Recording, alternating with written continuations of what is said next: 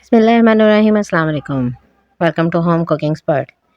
कैसे हैं मेरी प्यारी यूट्यूब फैमिली? मुझे उम्मीद है आप सब खैरियत से होंगे, खुश होंगे, हेल्दी होंगे। आज मैं आपके लिए बहुत ही ज़बरदस्त किस्म की परफेक्ट रेमेडी लेकर आई हूँ। मौसम बदल रहा है, सर्दी का मौसम शुरू हो चुका है, नज़ला ज़ुकाम खांसी हर घर में है। बच्चों को, बड़ों को बहुत ज़्यादा इसकी परेशानी हो रही है। तो उसके लिए आज मैं आपको जो कावा बनाना बताऊँगी, ये घर की चीज़ों से बनेगा और आप इसको घर पे आराम से बना सकते हैं। छोटे और बड़े आसानी से इसे पी भी सकते हैं। इसका टेस्ट भी बहुत अच्छा होता है और इसका कोई साइड इफ़ेक्ट भी नहीं है। तो इसमें हमें किन-किन चीज़ों की ज़रूरत है, हम वो चीज़ें देख लेते हैं। बिस्मिल्लाहिर्रहमानिर्रहीम। सबसे पहले मुझे गुड़ चाहिए। ये देखिए मैंने गुड़ लिया है, साफ़-सुथरा सा देसी गुड़ है। आपने ये तकरीबन 2 टेबल स्पून लेना है। उसके बाद हमने ली है इसमें सौंफ। सौंफ ली है मैंने 1 टीस्पून के करीब। ये ठंडी होती है और दर्द के लिए बहुत ही मुफ़ीद होती है। उसके बाद मैंने ये लिया है दालचीनी के 2 टुकड़े लिए हैं। ये इतनी ही शानदार चीज़ है कि ये आपके गले में खाँसी की वज़ह से अगर दर्द हो रहा है या आपको जरासीम है तो उसकी सफाई करती है और साँस लेने में आसानी पैदा करती है। उसके बाद मैंने ये लौंग लिए हैं 3 अदद। ये भी आपको दर्द में बहुत फ़ायदा देते हैं और इतनी जल्दी असर करते हैं आपके दर्द में जैसे कि आपने कोई मेडिसिन खाई हो, तो इसे भी ज़रूर इस्तेमाल करें। गले में अगर दर्द हो तो आप ये लौंग वाला पानी भी पिएँगे तो आपको उससे भी बहुत जल्दी आराम आएगा। उसके बाद मैंने इसमें ली हैं इलायचियाँ, छोटी वाली सब्ज़ 2 से 3 अदद। ये भी बहुत अच्छी होती हैं, ये भी एंटीबायोटिक होती हैं और गले के दर्द में काम आती हैं। तो इसे भी आप ज़रूर इस्तेमाल कीजिएगा। इन सब चीज़ों की मिकदार आपने इसी हिसाब से रखनी है क्योंकि ये मैं बना रही हूँ कावा 2 लोगों के लिए।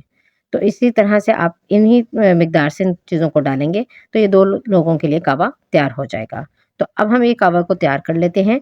इसके लिए सबसे पहले मैंने पानी बॉयल होने के लिए रख दिया है तकरीबन 2 कप के करीब।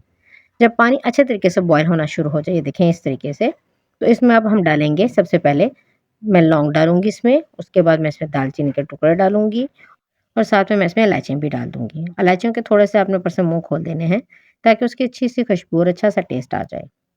ये कहवा इतना मुफ़ीद होता है कि आपको पीने के बाद बहुत ही सुकून महसूस होगा। आप खुद देखेंगे कि आपको मेडिसिन से आराम नहीं आया, जो आपको इस कहवे के पीने से आराम आएगा। और ये बच्चे और बड़े आसानी से पी सकते हैं। बच्चों को आपने इसका 1 कप देना है और बड़े से दिन में 2 दफ़ा पी सकते हैं। साथ में मैंने इसमें सौंफ भी डाल दी थी और इसे तकरीबन 3 से 4 मिनट के लिए पकाया था। मीडियम फ्लेम पे इसको पकाऊँगी ताकि इसका अच्छा-सा कलर आ जाए। तो इसे तकरीबन हमने 3 से 4 मिनट के लिए पकाना है और ये देखें कितना अच्छा-सा ये रेडी हो गया है, इसका कलर भी कितना अच्छा आ गया है। अब यहाँ पे हम फ्लेम को बिल्कुल लो कर देंगे क्योंकि हमने इसमें अब डालना है गुड़। गुड़ हम मिठास के लिए भी यूज़ करते हैं और ये एंटीबायोटिक होता है। इससे गले को बहुत सुकून आता है और उसके दर्द में भी कमी होती है। तो इसको भी डाल के हम तकरीबन 2 मिनट के लिए पकाएँगे ताकि गुड़ जो हमारा अच्छे से मिक्स हो जाए। गुड़ के अपने छोटे टुकड़े कर लेने हैं ताकि वो आसानी से इसमें मिक्स हो सके।